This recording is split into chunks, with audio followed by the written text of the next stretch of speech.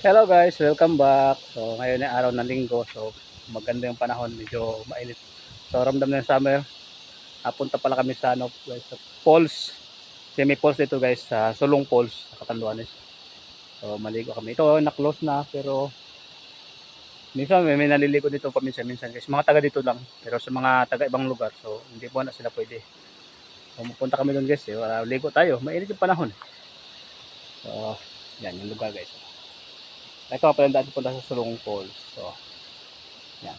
So, gala-gala tayo guys. Ligo-ligo na tayo para presko. Ah, enjoy guys. Yan. Malaki ng bato. Hop. Dahil talaga to guys. Sikat talaga to dati. So, yun ang simulan nung nagbagyo. Yan, nasira yung mga barandilya dito. Saka may mga bato na gumugulong daw. Ayun, kaya ito na-close. Pero temporary close lang naman. Siguro ngayong summer, ayusin ulit ito. So, may naglilinis naman dito guys. Oh. May nagma-maintenance naman ito kaya palagi siyang malinis. So nakahanda na talaga to para sa mahal na araw. Okay. Oh. Yan. Madaan tayo dito. So, malaking bato na yan. May malaking bato. Yan. Yan na. Guys, nakikita na. So, welcome to Sulong Falls. Okay.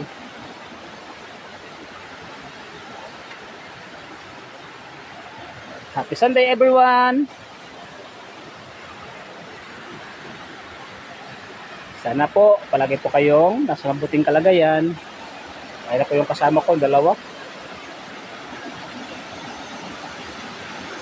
Oh, may hagdanan pala dito guys. So, sinadya talaga to guys para sa mga turista noon kasi antinan nyo naman guys, yung gilid nyo.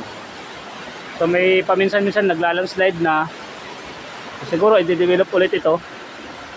Kaya siguro na temporary close. Yan, kita na yun falls.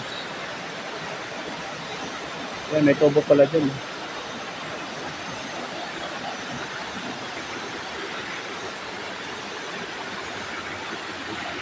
Wow, wow. Hey. Wow. Medyo maliit lang yung pwesto niya guys, pero okay lang naman liguan. Medyo malalim din naman. Dati daw talaga nung hindi pa ito naka-close, marami talaga napunta dito. Ano dyan sila nag-ihaw-ihaw. Yan no, may mga nahulog na bato. So, yan o, makita nyo kasi sa taas naman guys, oh, may mga malaki bato talaga. So, dangerous, sabi nga nila. Ang delikado dito talaga pag lindol, ayan, mabagsak yung mga batong yan. Kaya temporary close muna nila para i-repair siguro ito. So, hindi rin natin alam kung anong gagawin pa na dito guys. Yan pala yung tubig oh. Pag develop na ito siguro baka hukayin ulit nila itong part na to para lumaki na naman yung malalim. Wow. Ligo na per.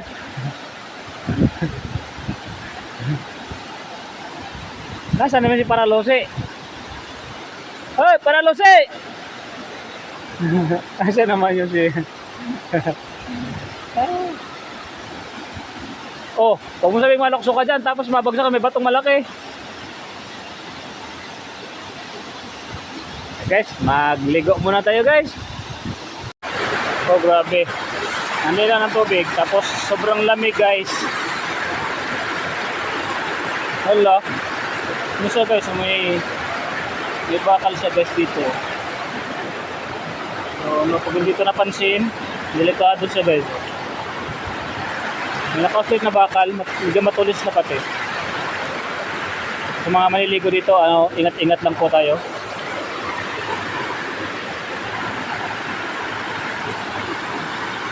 Grabe mga bato guys, sobrang lalaki.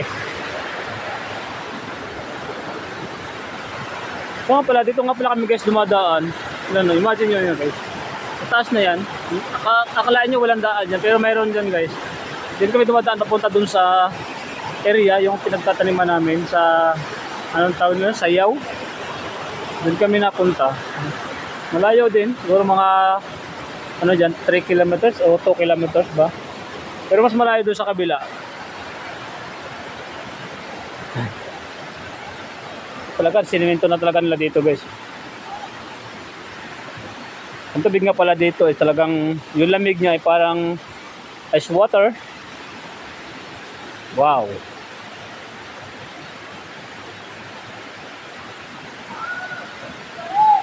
Ala. Sobrang malamig. So, try natin maligo dito guys. Hindi na... Oh! Hala! Grabe.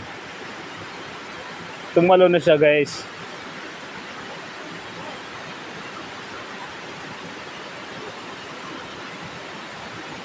Ligo na, Jay! Nakasinelas ka pa eh. Ano sinelas mo?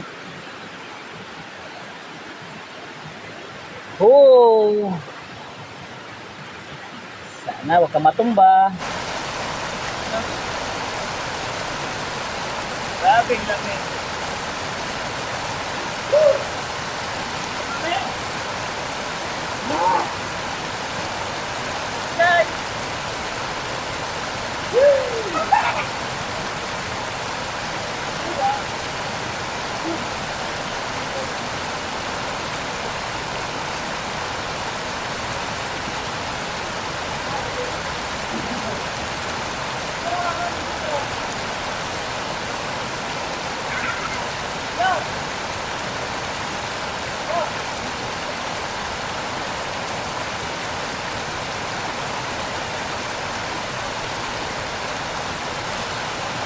Try ulit tayo sumisid ng matagal guys, mga ilang minuto siguro. Tingnan natin kung ilan pa yung kakayanan natin ulit. So matagal-tagal na kasi hindi ko na-try.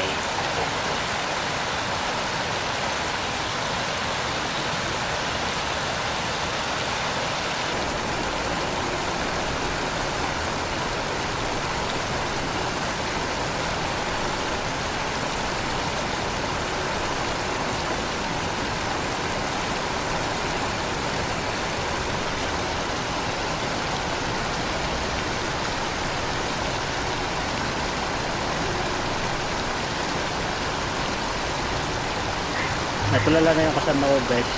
Nag-alala na siguro kung nasan ako. Tagal ko lumutang. Sinubukan ko guys kung ilang minuto pa itatagal ko sa ilalim. Kasi matagal-tagal na ako hindi nakakaligo sa ganitong malalim na tubig.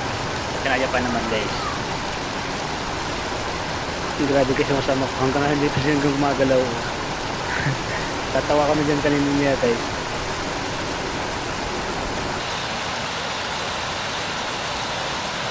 Ayun guys, para siyang nabuhayan. Kala ko kasi kanina naging revolto na siya guys. Hindi gumagalaw.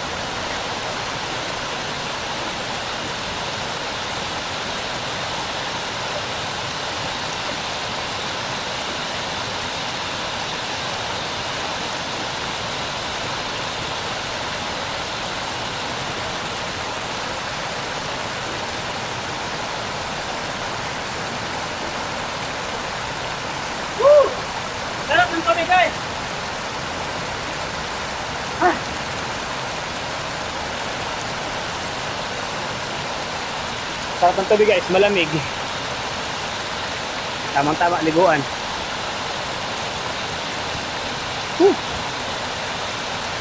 Para nasa ano, galing sa freezer.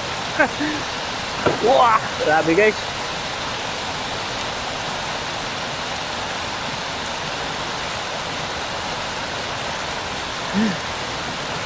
Okay.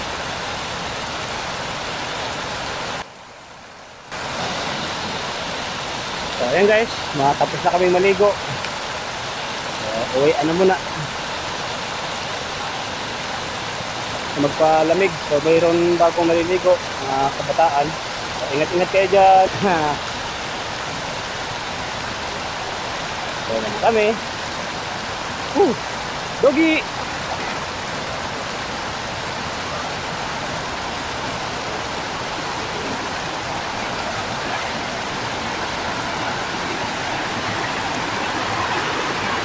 Oh, Allah. Walang bakang gusto.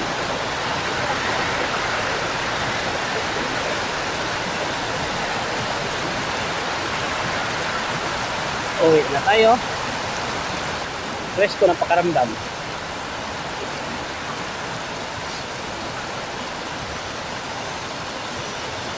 Bibila ka ng bato talaga dito guys.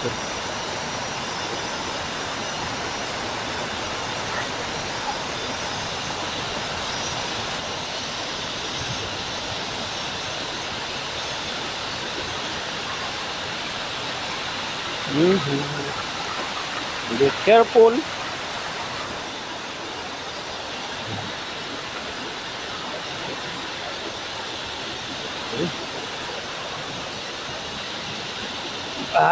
Sarap na pakaramdam guys.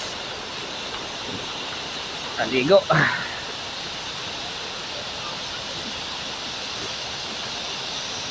Ito naman yan dyan? CR? Oo. Kaya, kompleto talaga. May CR.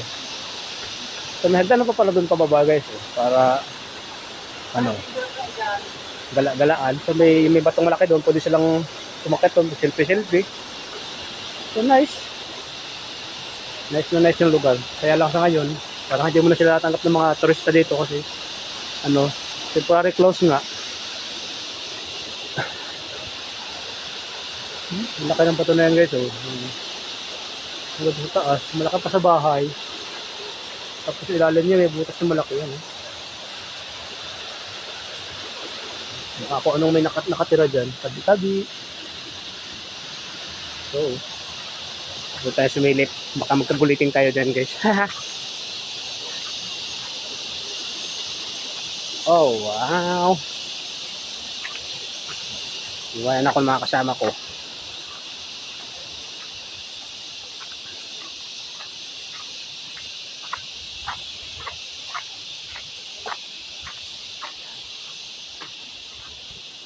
Grabe kanina, tumalon ako guys. baliktad yung dive ko guys. Sakit ng likod ko. Lagka pa ka sa tubig. Grabe. Nag-landslide doon nung nagbagyo. Simula talaga dito guys. Ngayon pa talaga uminit. Baka bukas Lunes magtrabaho kami. Mainit na naman. Okay. Kung mainit bukas kasi magtatanim. Sa bundok naman guys. Doon sa ibabaw doon. Malayo pa guys. Ano talaga doon. Kahit yung mainit dito. Doon medyo malamig kasi ano siya, may maraming parang snow guys. Gabon. Tawagin sa Bisaya. Gabon.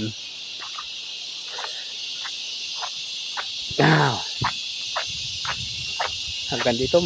Baka yung kasagaran tanim nila guys. Kasi produkto nila yan dito. Bihira dito yung niyog. Kasi nga hindi ka nakakabunga ng maganda. Ayun, dito inaasahan na baka yan ang pinakataong yung produkto nila dito guys. Itim. Kahit kalsada dito guys, hindi na nila nalilinisan kasi nga close naman yung poles. So useless lang para linisan nila to. Pag na-open na siguro, na-develop na ulit, yung hindi na delikado, linisan ulit nila to. So, yun muna guys. Thank you sa panonood. So, enjoy po kayo at ingat po palagi. God bless po. Bye-bye.